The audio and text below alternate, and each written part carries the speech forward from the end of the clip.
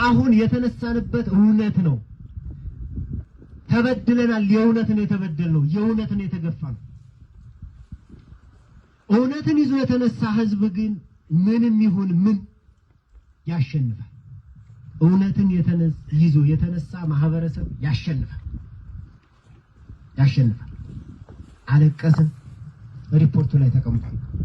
ሰላማዊ ሰልፍ ወጥተን አረ ተውን፣ አራት ግደሉን፣ አረ ማሩናል። እነሱ ግን ያልቅሱ ሶፍት እናቀብላቸዋለን ነበር ያሉት።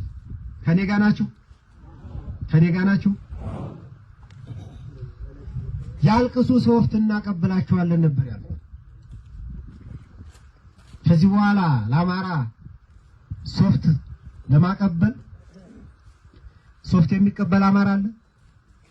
የሚያለቅስ ሶፍት የሚቀበል አማራ አለ? የለም። እነሱ ከኛ ይበልጣሉ እንዴ? ጎበዝ ይበልጣሉ? ተኩስ ያስተማራቸው ማን ነው? ተኩስ ያስተማረው ማን ነው? ማረስ ያስተማራቸው ማን ነው?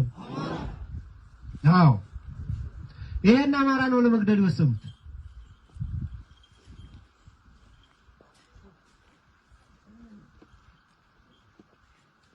ይበቃል። ከዚህ በኋላ በቃ ጠንክሩ።